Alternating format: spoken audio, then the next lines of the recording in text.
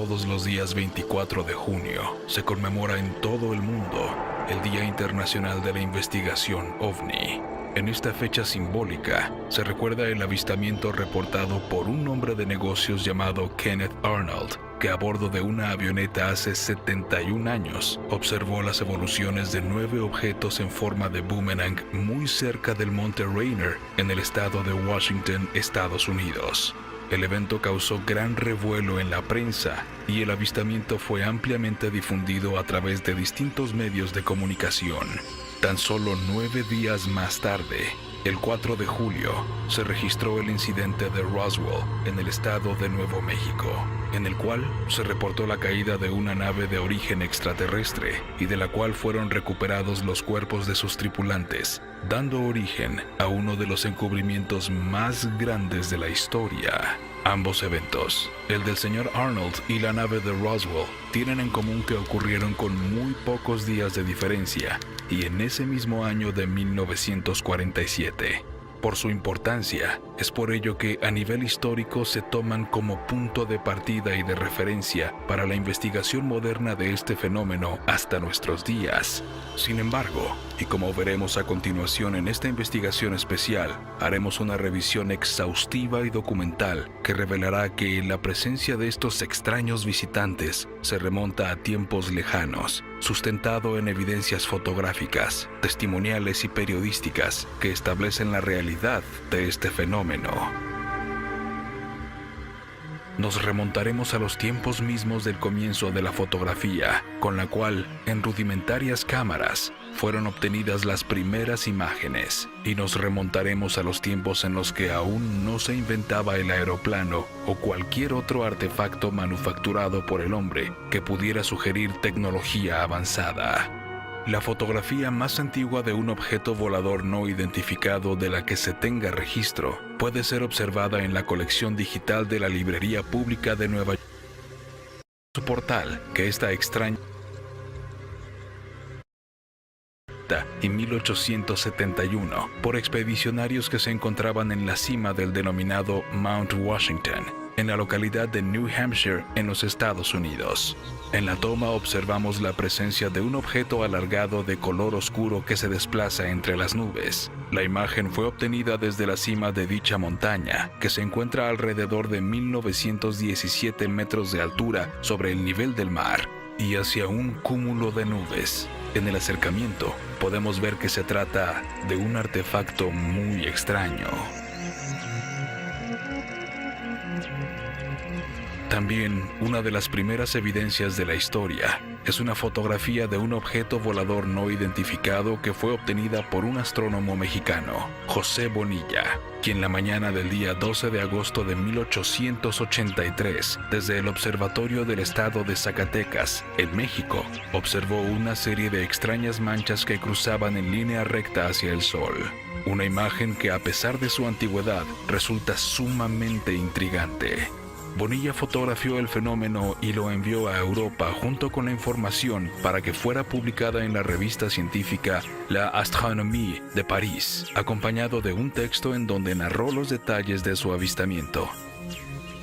El 12 de agosto de 1883, a las 8 de la mañana, comencé a extraer puntos del sol, cuando de repente observé un pequeño objeto brillante que penetraba en el campo del telescopio, marcándose en el papel que usaba para marcar los puntos. Cruzó el disco solar y se proyectó como una sombra casi circular. Apenas me había recuperado de mi sorpresa, cuando el mismo fenómeno se repitió con una frecuencia tal que en el curso de 2 horas fui capaz de contar 283 objetos cruzando la cara del sol. La mañana del 17 de abril de 1897, en la pequeña localidad de Aurora, en Texas, Estados Unidos, diversos residentes de la zona apreciaron la caída de un extraño artefacto que poco antes de impactarse en tierra, golpeó un molino de viento que se hallaba en la propiedad del juez J.S. Proctor.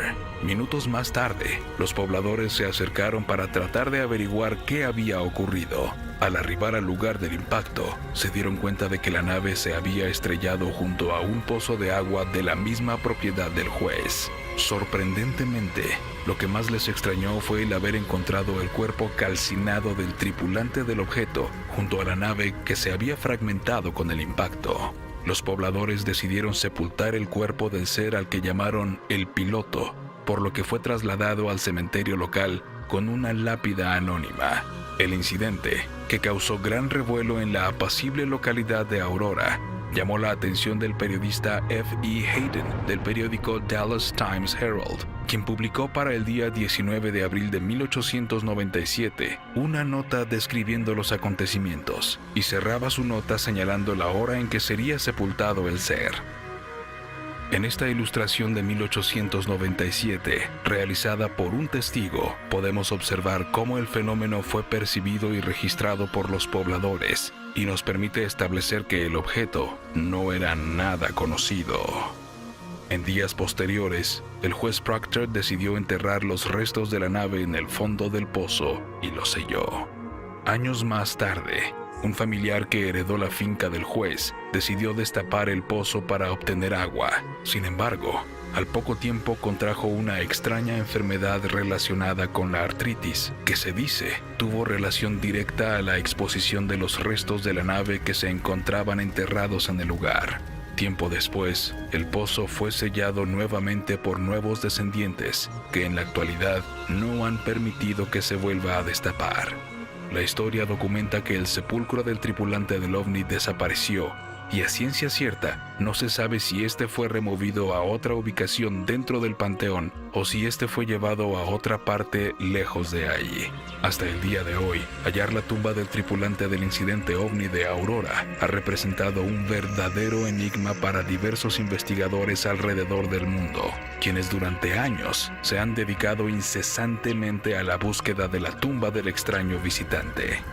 En el Panteón de Aurora se encuentra una placa conmemorativa alusiva al hecho ocurrido en 1897, y en un determinado punto dentro del mismo panteón se halla una piedra señalando la localización donde alguna vez estuvo enterrado el extraño visitante que perdió la vida en el incidente, el primero de su tipo antes de Roswell que pudo ser documentado de forma periodística y que contó con el testimonio de personas que narraron a lo largo de los años los detalles de lo acontecido. Uno de los relatos más destacables de finales del siglo XIX es el narrado por el abogado, político, escritor y filósofo José Vasconcelos, quien fuera uno de los personajes más activos y trascendentales de la Revolución Mexicana. Vasconcelos es conocido por su amplio catálogo de obras escritas, siendo su autobiografía Ulises Criollo, publicada en 1935, donde encontramos una narración realizada de su puño y letra con excelso detalle sus primeros años de vida hasta la madurez. En dicha autobiografía existe un capítulo en donde el escritor, sin precisar fechas, reporta un encuentro con objetos voladores no identificados que habría presenciado al lado de su familia en la localidad de Villa Acuña, en el estado de Coahuila. Los historiadores creen que el evento ocurrió entre 1890 y 1899, años en los que el joven Vasconcelos vivió en dicha localidad, hoy conocida como Ciudad Acuña. Vale la pena recordar que el encuentro descrito por Vasconcelos ocurrió en tiempos en los que aún no se había inventado el avión y no existía algún tipo de tecnología que pudiera confundirlo. Un evento por demás extraordinario. Juzgue usted. Regresábamos de un paseo al otro lado. La mañana estaba luminosa y tibia. Serían las 11 de la mañana y comenzaba a quemar el sol. De pronto, nacidos del seno humoso del ambiente, empezaron a brillar unos puntos de luz que, avanzando, ensanchándose, se tornaban en discos de vivísima coloración bermeja o dorada. Con mi padre y mis hermanos éramos 5 para atestiguar el prodigio. Nos restregábamos los ojos, nos consultábamos y volvíamos a mirar. No cabía duda, los discos giraban, se hacían esferas de luz, se levantaban de la llanura y subían, se acercaban casi hasta el barandal donde nos apoyábamos. Como trompo que zumbara en el aire, Las esferas luminosas rasgaban el tenue vapor del ambiente. El autor escribió una interesante reflexión en torno al acontecimiento. Asistíamos al nacimiento de seres de luz. Conmovidos, comentábamos, emitíamos gritos de asombro. Gozábamos como quien asiste a una revelación. En tantos años de lecturas diversas, no he topado con una explicación del caso, ni siquiera con un relato semejante. Después de conocer el relato de José Vasconcelos, no queda duda de que en nuestro país, así como en diversas partes del mundo, desde tiempos remotos se han escenificado avistamientos y encuentros que no tienen una fácil explicación. A finales del siglo XIX, los términos ovni o platillo volador no existían, y estos fueron utilizados 50 años más tarde. Sin embargo, la precisión de las palabras del joven Vasconcelos, describiendo la presencia de discos que giraban y de esferas que se desplazaban a corta distancia, nos permite establecer que este trascendental personaje de la historia de México fue testigo de un evento extraordinario. En unos momentos, continuaremos con esta investigación especial. A principios del siglo XX, en pleno desarrollo del periodo de la Revolución Mexicana en 1910, fue lograda una extraordinaria fotografía en blanco y negro, en donde observamos a un grupo de revolucionarios, y por arriba de ellos, la presencia de un objeto volador no identificado de forma ovoidal, que podría ser de apariencia metálica, ya que refleja claramente la luz solar. En el acercamiento podemos notar que no se trata de algo completamente inusual.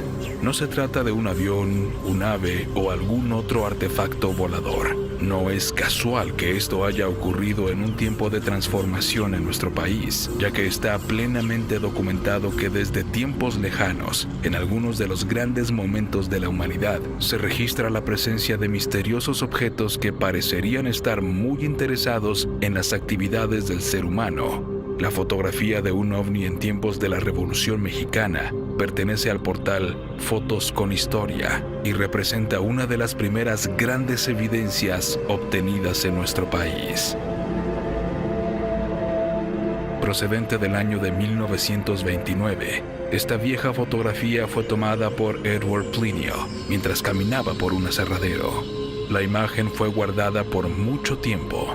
No obstante, la hija del autor, Hetty Plinio, años más tarde, difundió la evidencia acompañada de la siguiente declaración. Esta foto fue tomada por mi padre, Edward Plinio, en el aserradero. Se encontraba en una sala donde vivió en el año 1929. Yo nací 6 años después. Mi padre estaba allí para fotografiar el aserradero por alguna razón. Y cuando estaba tomando la foto, escuchó un estruendo horrible. Cuando miró hacia el cielo, logró ver una cosa grande y redonda del tamaño de una roca muy grande, que se movía a través del aire por encima suyo. El análisis y acercamiento de esta extraordinaria fotografía nos permiten ver con claridad al objeto que, al parecer, se desplazaba a baja altura apenas por encima de los árboles. El investigador mexicano Alfonso Salazar encontró en el libro Memorias de un pueblo mágico de Alberto Pot Grajales y Gaudencio Neri Vargas una antigua fotografía del año de 1929 que fue realizada en la mítica localidad de Tepoztlán, en Morelos, México. En la toma podemos observar, y teniendo como referencia la torre de una iglesia, la presencia de un objeto de forma ovoidal suspendido en el aire que desafía explicaciones convencionales. Al realizar un acercamiento en una toma mejorada, apreciamos con mayor detalle las características del fenómeno que aparentemente refleja la luz solar. No se trata de nada conocido. Incluso realizamos un comparativo con la fotografía del ovni que fue obtenida durante la Revolución Mexicana y encontramos que se trata del mismo tipo de objeto, lo que nos permite establecer la repetibilidad del fenómeno y también nos revela que los relatos y leyendas de los antiguos pobladores de Tepoztlán son ciertos y que la presencia de los visitantes en esta zona se remite a tiempos remotos. Probablemente, la primera fotografía de un ser extraterrestre de la historia haya sido obtenida en el año de 1930, en algún punto remoto de los bosques de Alaska.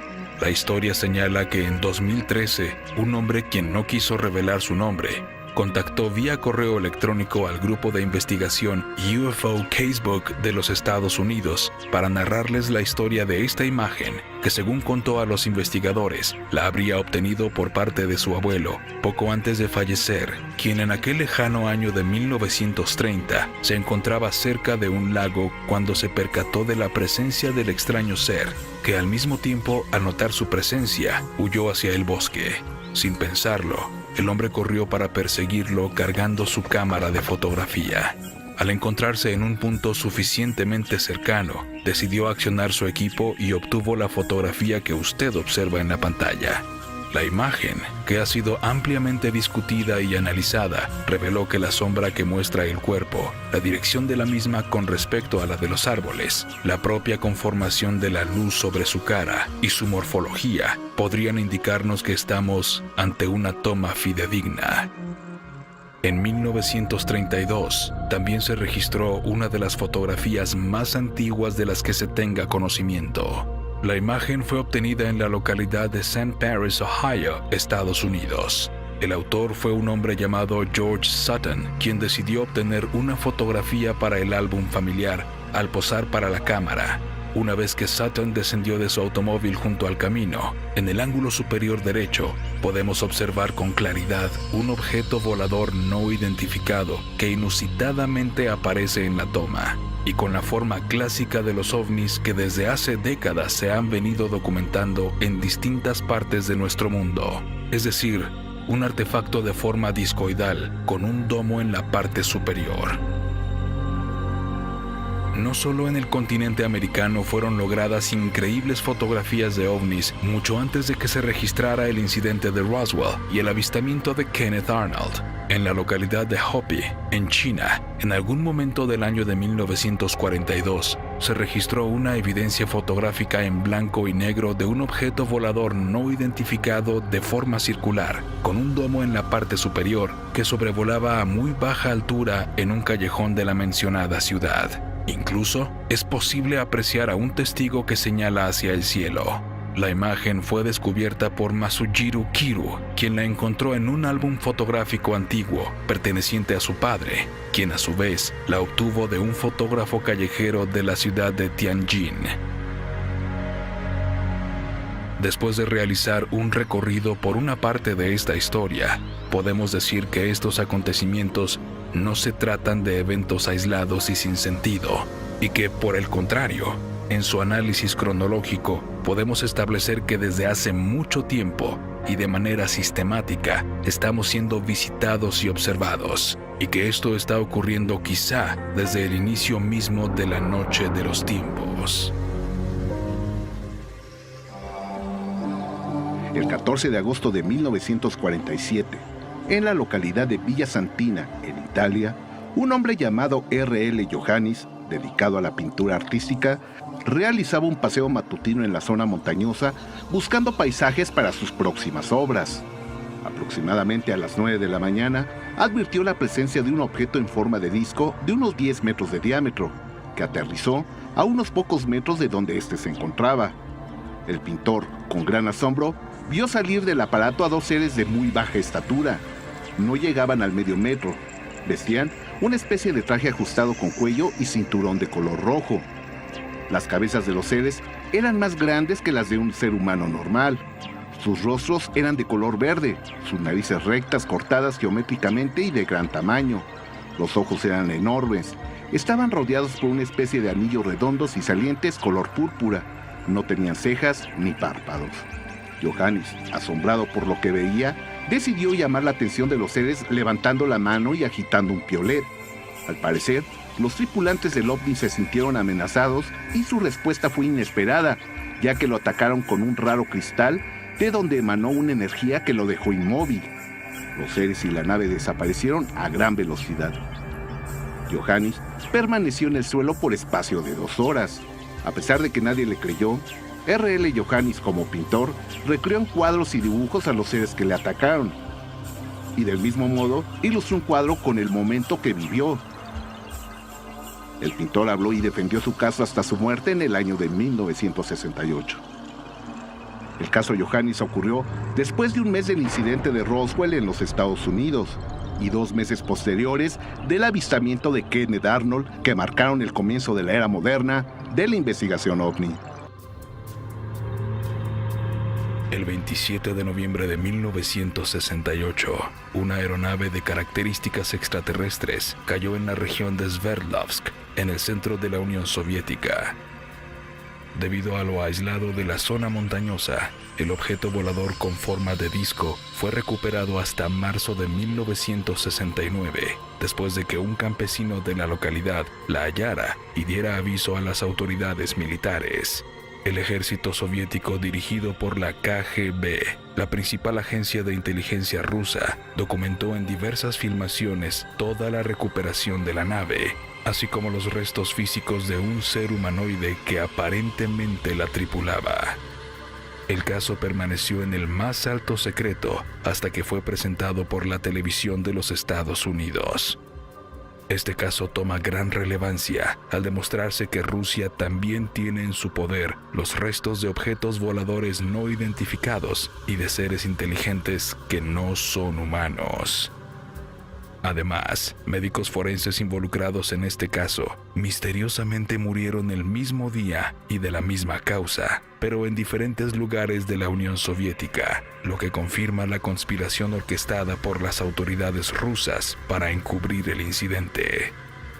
Esta es una historia fascinante que documentaremos hasta en los más mínimos detalles, que demuestran que es un caso real y que algunos gobiernos han ocultado las evidencias de que no estamos solos. El Kremlin logró por sí mismo apoderarse de los restos de una aeronave de origen extraterrestre que se impactara en las montañas soviéticas en noviembre de 1968. Durante todo el invierno de ese año, se reportaron diversos avistamientos de esferas luminosas en la zona de Sverdlovsk, actualmente conocida como Yekaterinburgo, en el centro de Rusia. El 27 de noviembre, varios habitantes de la zona observaron lo que parecía ser varias bolas de fuego cruzando el cielo nocturno. Súbitamente, una de estas esferas se precipitó a la tierra, seguida del fuerte estruendo provocado por la explosión del impacto. 2 días más tarde del misterioso suceso, el periódico local de Sverdlovsk publicó un artículo donde mencionaba que 5 esferas luminosas aparecieron sobre el horizonte, moviéndose en dirección a la ciudad. 4 de ellas se desplazaron en direcciones opuestas, mientras la quinta comenzó a perder altitud rápidamente y desapareció detrás de un terreno boscoso. Segundos después de la desaparición, ocurrió una explosión ensordecedora. No obstante, el diario de Sverdlovsk también reprodujo, como era habitual en la época soviética, la versión oficial del gobierno, intentando ocultar los verdaderos hechos. Las autoridades insistieron que la fuerte explosión había ocurrido en el depósito de granos número 27 de aquel territorio, debido al error de un trabajador que violó las normas de seguridad, generando cargos en su contra por negligencia.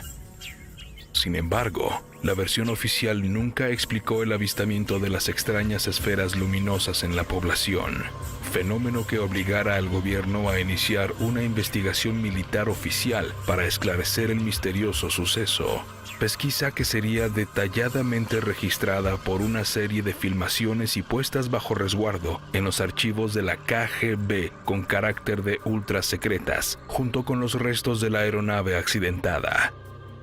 La KGB sería la policía secreta y agencia de espionaje más grande de la historia hasta esos momentos, con más de 300.000 agentes repartidos en todo el mundo. Agencia que secretamente se encargaría de investigar la caída del objeto volador con forma de disco, con la finalidad de apropiarse de su tecnología, por órdenes del Ministerio de Defensa soviético, el cual escribió en marzo de 1969 la orden número 481, dirigida al comandante de las Fuerzas de Defensa Aérea de la región militar en Sverdlovsk, el teniente general A.G. Ponomarenko. La veracidad del extraordinario incidente del llamado Roswell ruso es apoyada por la revelación de varias películas filtradas sobre el incidente de noviembre de 1968, que permanecieron ocultas en los archivos de la KGB por más de 20 años, llegando al mercado negro aparentemente a través de la mafia rusa. La primera de estas películas muestra a un grupo de soldados soviéticos filmados por una cámara ubicada en la parte superior de un camión que transportaba a un escuadrón militar al área del choque. Las imágenes muestran claramente a un objeto con forma de disco parcialmente enterrado, así como las huellas de vehículos y soldados que resguardaban las evidencias. Los militares, que se encuentran dirigidos por un oficial, llegan al encuentro de un mayor del ejército soviético y su grupo, que ya habían arribado al lugar. Una segunda película muestra a diversos soldados, oficiales militares de alto rango y agentes de inteligencia vestidos de civil, protegiendo el área del accidente y estudiando al objeto de origen desconocido. Las evidencias documentales y fílmicas del incidente de Sverdlovsk de noviembre de 1968 y la recuperación de los restos la convierten en un caso totalmente auténtico y uno de los mejores documentados de la historia. Y más adelante le presentaremos las numerosas evidencias que confirman que no estamos solos en el universo. Las evidencias que demuestran la autenticidad de este extraordinario caso fueron obtenidas en el mercado negro, que se formó poco después de la disolución de la Unión Soviética a inicios de la década de 1990. Esta es una grabación que se realizó con una cámara oculta cuando los investigadores estadounidenses obtuvieron los documentos que confirman que el incidente de Sverdlovsk es auténtico. Ron se pregunta si tiene los documentos aquí. Yura, me diste una tarea muy difícil. Esos documentos no son fáciles de conseguir. Lo sé, por eso le agradezco mucho su ayuda. Fedor me habló muy bien de usted. Claro, conozco gente importante y sé cómo encontrar esos documentos, pero fue muy peligroso. Entre las evidencias vendidas en el mercado negro se encontraban las filmaciones de un objeto volador con forma de disco que se accidentó en la provincia de Sverdlovsk, en el centro de la ex Unión Soviética, a finales de noviembre de 1968. Objeto que sería recuperado por la KGB y la milicia rusas. El experto en análisis fílmico, Sergei Goncharov, examinó la autenticidad de las piezas que muestran a varios elementos del ejército soviético, recogiendo los escombros de la aeronave bajo las órdenes de algunos oficiales de la KGB. Las películas clasificadas como ultrasecretas, utilizadas para registrar la operación, se almacenaron en los archivos de la principal agencia de inteligencia rusa en varias latas de 35 milímetros, que resguardaban los 400 pies de cinta con 10 minutos de filmación cada una. El analista ruso certificó que las latas de películas son auténticas y consistentes con el periodo del accidente. Asimismo, Sergei Goncharov examinó las marcas en los filmes, las cuales también son consistentes con las que usualmente se empleaban por el Ejército Rojo y la KGB en la época. El siguiente cuadro tiene dos elementos. Aquí dice Mart, que es el mes de marzo, 1969, y la letra G para el año. Dice el año de 1969, el mes de marzo. Ahora tenemos dos elementos de información.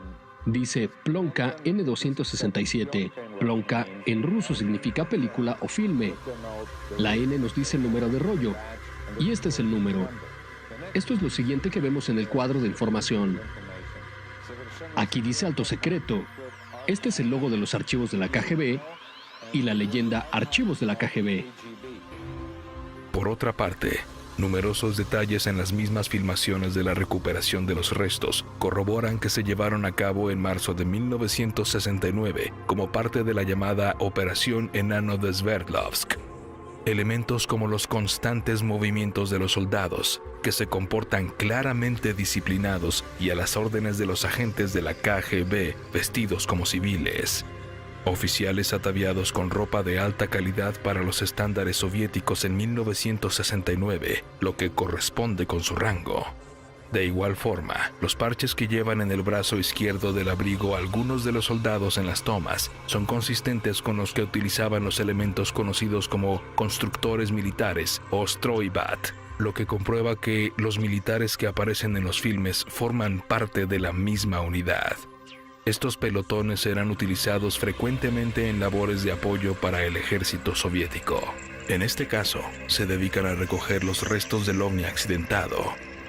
Finalmente, el camión donde arriban el escuadrón y el militar que lleva la cámara portátil es claramente un modelo militar ZIS-151 de alrededor del año 1950, que no ha sido utilizado por los militares rusos desde hace décadas, por lo que dicho vehículo habría sido muy difícil de encontrar si la película fuera una escenificación, ya que el modelo dejó de producirse hace largo tiempo. Por otra parte, en la primer filmación, durante la llegada del camión con la unidad de soldados a bordo, se observan claramente los rastros en la nieve que dejan los dos jeeps estacionados cerca del accidente, pero ninguna huella de otro vehículo, lo que demuestra que no existió ensayo alguno de la toma y por lo tanto que esta no es una escenificación. Otro elemento que anula un posible fraude en las películas tomadas durante la recuperación del ovni estrellado en noviembre de 1968 son las sombras de los árboles y los soldados que no cambian de dirección, lo que prueba que todas las tomas se realizaron en intervalos muy cortos de tiempo y no parecen estar editadas. No obstante, los restos de la aeronave de origen desconocido no serían lo único que los militares recuperarían en marzo de 1969.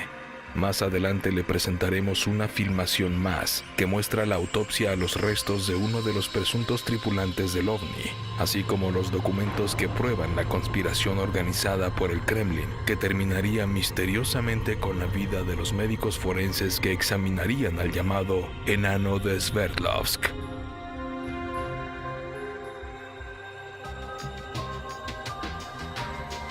No obstante, y a pesar de que Moscú ha negado poseer las pruebas de la existencia de los ovnis y de su origen extraterrestre, durante la Guerra Fría, creó un organismo oficial para la investigación de sus avistamientos. La transición de la ex Unión Soviética a la actual Federación Rusa a inicios de la década de 1990 generó un gran desorden y la pérdida del estricto control sobre la información clasificada por la KGB y otras agencias militares y de inteligencia. Entre estas evidencias se encuentran los extraordinarios documentos y películas que prueban que un objeto volador con forma de disco se accidentó en la región de Sverdlovsk en noviembre de 1968. Pero junto a los escombros del ovni, la KGB también recuperaría los restos de un ser extraterrestre. Las imágenes de la siguiente filmación muestran a un grupo de científicos examinando los restos orgánicos de un cadáver. Las últimas imágenes del filme muestran a los científicos enseñando al camarógrafo algunas de las muestras extraídas del llamado enano de Sverdlovsk. A partir del análisis de los restos, se pudo recrear una imagen tridimensional de cómo podría haber lucido la criatura, figura que claramente no podría pertenecer a un ser humano. Ambas muestras poseen una coloración verdosa que no podría ser causada por la descomposición de los tejidos, a pesar de haber permanecido en el sitio del accidente más de 3 meses, expuestos al frío invierno ruso, ya que un cadáver, aún expuesto a bajas temperaturas, adquiere un tono azul o violeta, pero no verde. También la piel que recubre los órganos internos es claramente muy dura, a tal grado que los 3 forenses tienen que colaborar para poder cortarla. Además, el antebrazo izquierdo recuperado posee solo 4 dedos y no muestra signos evidentes de mutilación de un quinto. Los dedos del enano de Sverdlovsk son desproporcionadamente más largos que los dedos de los primates de la familia Ateles, que también poseen 4, ya que no tienen pulgar oponible y solo poseen un apéndice, como los monos araña. Por otra parte, el dorso y la palma de la mano son más cortos que el de los monos araña y por lo tanto no pertenecen a ningún primate conocido por la ciencia, mucho menos originario del centro de Rusia. El filme de la autopsia del llamado enano de Sverdlovsk fue analizado por el analista ruso Sergei Goncharov, quien encontró en la película algunas escenas ocultas entre los cuadros blancos, las cuales surgen al pausar la filmación de la cámara y continuar grabando nuevamente, situación que produce imágenes entre la escena detenida y la siguiente. Al parecer, la autopsia se realizó en el Instituto de Investigación de Ciencias Biológicas de la ex Unión Soviética, ahora conocido como el Instituto Médico de Moscú. Tanto las mesas y los bancos para realizar los exámenes, así como los detalles en el mosaico del suelo, son idénticos.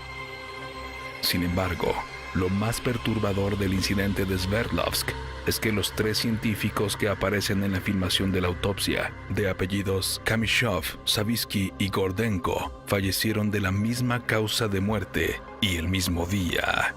En algunas escenas de la autopsia se escucha a uno de los médicos nombrar a otro Pasha, como se le suele apodar a las personas de nombre Pavel, y una de las 3 actas de defunción es a nombre de Pavel Gordenko. Los certificados de defunción indican que los 3 científicos fallecieron el 24 de marzo de 1969, aproximadamente una semana después de la autopsia del llamado enano de Sverdlovsk, y los documentos indican que la causa de muerte de los 3 fue hemorragia cerebral. No obstante, los certificados señalan que los 3 fallecieron en diferentes lugares de la ex Unión Soviética. Las posibilidades de que los médicos fallecieran de la misma causa y el mismo día son prácticamente inexistentes. Por lo tanto, las constancias de defunción prueban claramente que las autoridades soviéticas intentaron ocultar todo rastro de la autopsia. Por otra parte, los certificados de defunción de los jóvenes científicos poseen todos los sellos y firmas de las autoridades soviéticas competentes en esa época. Aunque probablemente el elemento más convincente de la autenticidad de los documentos que prueban la conspiración de la KGB para desaparecer a los científicos Kamyshov, Savitsky y Gordenko después de realizada la autopsia, es el hecho de que, a pesar que los certificados indican que todos fallecieron en lugares distintos, las 3 actas fueron impresas en las mismas instalaciones de la empresa Goshnak, que también se encargaba de imprimir papel moneda para el gobierno. Las numerosas evidencias documentales, fílmicas y testimoniales confirman la autenticidad del incidente ovni de Sverdlovsk del 27 de noviembre de 1968 y comprueban que algunos gobiernos han ocultado las constantes visitas de las inteligencias extraterrestres. Uno de los primeros contactos con seres extraterrestres que nos advirtieron que evitáramos el uso de las armas nucleares es el caso del Dr. Daniel Fry, un reconocido ingeniero aeroespacial del Comité Asesor Nacional de Aeronáutica de Estados Unidos, la NACA, que luego se convirtió en la NASA. Daniel Fry trabajaba en secreto con misiles en la base militar de White Sands, en Nuevo México, cuando el 4 de julio de 1949, de acuerdo a las palabras de Fry, dijo: "Tuve la experiencia de ver y tocar una cápsula espacial que aterrizó cerca del campo de pruebas de White Sands". Fry afirmó que entre 1950 y 54 sostuvo 4 contactos con los extraterrestres. Filmó de cerca las naves, en diversas ocasiones. Observe, se trata de filmaciones en película que nadie logró demostrar eran falsas. Uno de los extraterrestres, que dijo llamarse Alan, le advirtió a Fry sobre el peligro que corría la humanidad por las armas atómicas. Pero en ese tiempo Fry no podía hablar públicamente porque trabajaba en el mayor secreto con los misiles de White Sands. Años después, Daniel Fry habló públicamente. En una ocasión, en 1989, en el Congreso OVNI de Ozark, en California, externó su preocupación sobre la posibilidad de que para disparar los misiles, alguien apretara el botón rojo. Puede haber perturbaciones en la mente de la gente que controla un gran botón rojo. Si ellos realmente presionan el botón rojo, inyectarían a sus mentes palabras que resonarían en sus conciencias. Ellos no saben lo que harían. La advertencia que los seres extraterrestres le hicieron al Dr. Daniel Fry debemos considerarla seriamente en nuestros días.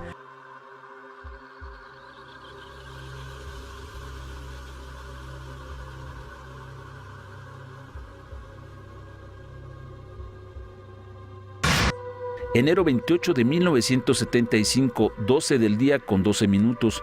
Edward Billy Meyer tenía por primera ocasión un contacto con una mujer de nombre Semjase, quien afirmaba provenir de las Pléyades. Una extraordinaria experiencia en donde Meyer recibiría la oportunidad de fotografiar y filmar con toda claridad vehículos de origen extraterrestre, así como recibir profecías y mensajes acerca de acontecimientos que aún no ocurrían en el mundo. Jaime Maussan daría a conocer este caso en México en 1984, conmoviendo a la opinión pública y hacernos reflexionar y saber que no estamos solos en el universo. El 2 de marzo de 1975, Semjase dio un mensaje a Meyer dirigido a unos cuantos científicos, y de acuerdo a la cosmonauta, eran uno de los motivos principales de su misión, ya que el planeta está registrando cambios que podrían terminar con todas las formas de vida, especialmente en la ionosfera, en la llamada capa de ozono.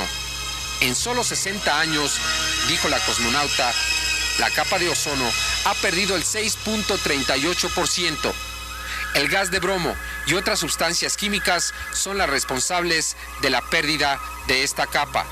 Semjase reveló a Meyer que esta situación ha empezado ya a causar mutaciones en seres vivientes del planeta Tierra.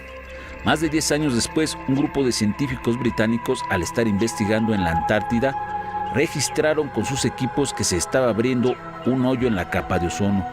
En 1987 esto fue confirmado y se creó el Protocolo de Montreal para prohibir el uso de sustancias químicas en productos de venta al público que dañan directamente el ozono que protege a nuestro planeta.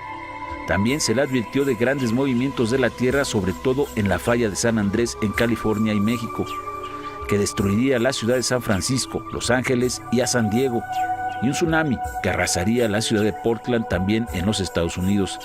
Estas aún no se han cumplido, por lo que debemos de tomarlas solamente como advertencias de algo que podría o no ocurrir. 9 de mayo de 1988, en la isla de Puerto Rico, Amaury Rivera Toro sería protagonista de una de las experiencias más extraordinarias de contacto extraterrestre, la noche del encuentro, como él mismo la llamó. Y presenta 5 fotografías al menos del objeto donde fue llevado y un avión F-5 de la Marina de los Estados Unidos tratando de acercarse a este. Fotografías que obtuvo después de haber vivido una de las más extrañas experiencias de contacto con seres de otros mundos. Pero veamos qué fue lo que ocurrió. Esa noche, al regresar a casa después de un evento de música tropical, al ir circulando por el camino en una carretera poco transitada, escuchó un ruido extraño por fuera de la ventanilla muy cerca. Cuando volteó se dio cuenta de que era un ser extraño. Al frenar inmediatamente, el ser se movió hacia la parte de enfrente ahora. De pronto alguien abrió la puerta y ahí perdió el conocimiento. Después, al despertar, se dio cuenta de que se encontraba en una especie de sala grande. Al inicio creyó que era un estacionamiento. Ahí se encontraban otras 14 personas también de la isla de Puerto Rico. Había 3 seres, 2 pequeños de cabeza grande y ojos negros profundos, como el que vio cuando iba en su coche en la carretera, y a un humano con cabello largo, negro. Ahí les proyectaron imágenes de una catástrofe. A continuación, le presentamos un extracto de lo que Amaury Rivera Toro y 14 personas más de la isla de Puerto Rico presenciaron dentro de esa nave. Una especie de advertencia. Al mirar entre nuestros pies hacia abajo, observamos a la gran piedra caer hasta que impactó contra el océano, cerca de las costas al oeste de Puerto Rico. Causó una explosión, como si hubiera estallado una bomba. El impacto causó que una gran bola compuesta de vapor, agua y humo llegara hasta donde nos encontrábamos suspendidos. Pensé que nos mojaría, pero esto era imposible. La isla de Puerto Rico se estremeció. Los gritos de las personas allá abajo se escuchaban de nuevo, y cada vez que la isla se sacudía, sus árboles y palmitas vibraban.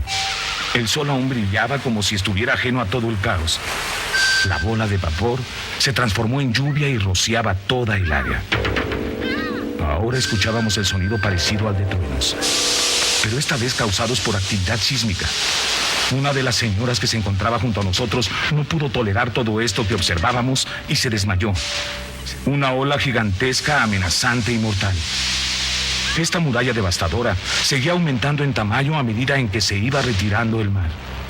Al retirarse el mar, dejó al descubierto paisaje nunca visto al aire libre. Los gritos histéricos de miles fueron ahogados. En cuestión de segundos, todo quedó en un silencio plasmado. Lo que me pareció ser un islote resultó ser una de las montañas más altas de esta área. Todo lo demás bollaba en las aguas negras llenas de personas ahogadas junto a 1 millar de animales. Lo extraño es que todo esto ocurrió a la luz del día. El sol aún brillaba como antes del desastre, como si nada hubiera pasado. Una advertencia, una visión del futuro o quizás algo que no debería de ocurrir y tenemos que evitar. ¿Usted qué piensa? La mañana del viernes 16 de septiembre de 1994, seres extraterrestres contactaron con más de 60 niños y maestros de la escuela primaria Ariel en el poblado de Ruwa, en Zimbabue. Los seres pequeños y de características no humanas telepáticamente proyectaron imágenes en la mente de algunos niños y les dieron un mensaje con la advertencia de que por la contaminación extrema podríamos acabar con la vida en la Tierra. Of the world, an unusual visitor called into a Zimbabwean playground. Something that a good friend of mine told me that really stuck with me is the aliens projected an image into his head. Somehow there was a message about pollution from the way he was staring. He said, all the trees will just go down and there will be no air and people will be dying. Los seres extraterrestres nos advirtieron del peligro que corremos por el aumento de la contaminación, por medio del mensaje que dieron a los niños de Zimbabue, quienes dibujaron a los seres, incluso a las naves que descendieron cerca del patio de la escuela. Sort of like running up and down the top. He had a big head and big black eyes. I just thought it was some kind of alien from a different planet. What was that little feel like when he was looking at you? I felt scared. El investigador de Harvard, John Mack, confirmó la veracidad de este encuentro. Well, I was quite convinced that this was something genuinely mysterious and real, and that I needed to think about, if this is real, then what does that mean? Años después, algunos alumnos se dedicaron a la protección del medio ambiente y hablaron de lo que aprendieron del encuentro con seres extraterrestres. There is a God, but there's also other things around that can't be explained. It's another creature. But there is something out there, definitely, definitely.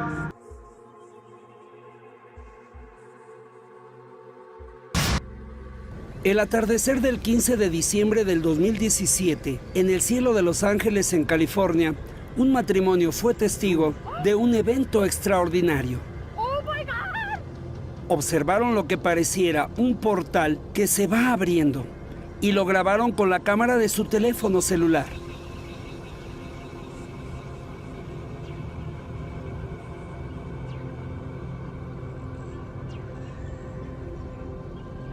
Observe, al inicio está una luz que llama su atención, luego desaparece.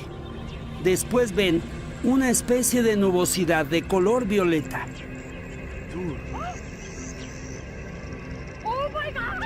Luego se abre un posible portal dimensional que aparece en la atmósfera.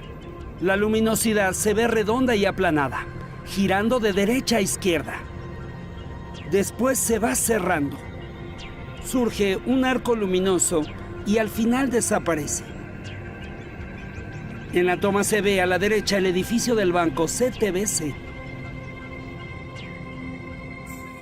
Observe otra vez con toda su atención. Es una evidencia única y extraordinaria del momento cuando se abre un posible portal dimensional. ¿Acaso se trata de un atajo en el espacio-tiempo por el cual se transportan hasta nuestro planeta otras inteligencias?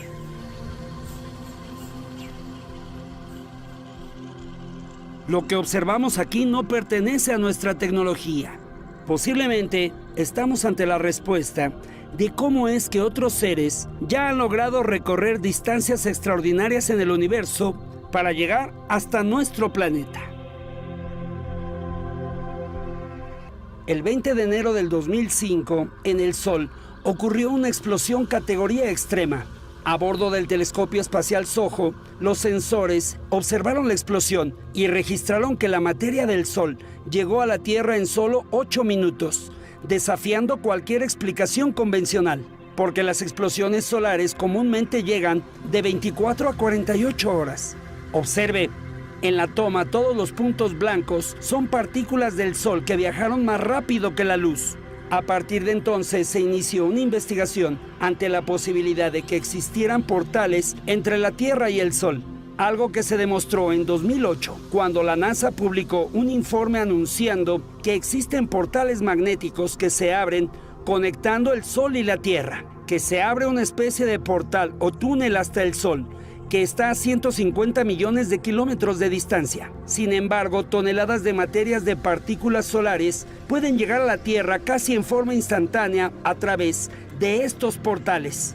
Lo que había sido una sospecha de los científicos finalmente se confirmó con la misión de sondas espaciales Temis, con las que se ha logrado observar cómo entre el Sol y la Tierra se abren portales magnéticos, como un atajo que permite que la materia llegue hasta la Tierra como si viajara a velocidades como la de la luz. El video del 15 de diciembre del 2016, que se obtuvo en Los Ángeles, California, posiblemente es una evidencia de estos portales que de súbito se abren en la atmósfera de la Tierra. Los científicos aceptan y conocen de la existencia de los portales. Es un hecho comprobado que existen los atajos en el espacio-tiempo, los llamados portales dimensionales.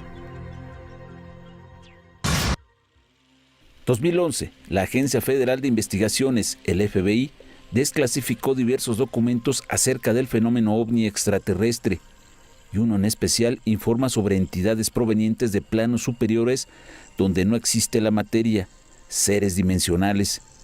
Se trata de un informe enviado el 8 de julio de 1947 al entonces director del FBI, John Edgar Hoover, por un agente especial con grado de teniente coronel, cuya identidad ha sido borrada. Este archivo fue publicado directamente en la página de internet del FBI, en donde cualquier persona puede extraer este archivo en específico desclasificado. En particular, se menciona lo siguiente: algunos de los discos son tripulados, otros son controlados remotamente. Su misión es pacífica. Los visitantes tienen contemplado instalarse en este mundo. Los visitantes son humanoides, pero de una altura muy superior. No son gente desencarnada de la Tierra, provienen de su propio mundo. No vienen de otro planeta, como solemos referirnos, sino más bien de un planeta etéreo que se interpenetra con el nuestro y no podemos percibir. Los cuerpos de los visitantes y también sus naves se materializan automáticamente al ingresar en cierto rango vibratorio de la materia. Los discos poseen un tipo de energía radiante o rayo que puede desintegrar fácilmente a cualquier nave agresora. Son capaces de reingresar al etéreo a voluntad y desaparecer de nuestro campo visual sin dejar rastro. La región de la cual ellos provienen no es el plano astral, sino que corresponde al locas o talas. Aquellos estudiosos de temas esotéricos comprenderán estos términos. Es poco probable que podamos establecer una comunicación por radio con ellos, pero posiblemente sí se pueda por radar, si un sistema de señales que puede concebirse para este tipo de aparatos. Cualquiera pensaría que se trata de un guión cinematográfico de ciencia ficción. Sin embargo, es un documento oficial desclasificado de la Agencia Federal de Investigaciones, el FBI, de 1947, en el cual se establece que estamos siendo visitados, entre otras especies, por una que viene no de otro planeta, sino de otras dimensiones, un plano etéreo en el cual coexistimos dentro de nuestro espacio físico. Seres dimensionales que se materializan y que son muy grandes, translúcidos. Algunos investigadores sugieren que esta podría ser la respuesta al enigma de los ovnis, mientras que otros solamente piensan que se trata de conjeturas salpicadas de mucha imaginación y detalles fantásticos. Quizás no tengamos de manera pronta la respuesta, pero hasta el día de hoy existe un gran interés por lo que se ha venido presentando en todo nuestro mundo. Solamente la investigación y análisis nos ayudarán para llegar a descubrir a las inteligencias ocultas detrás de regiones desconocidas para la ciencia.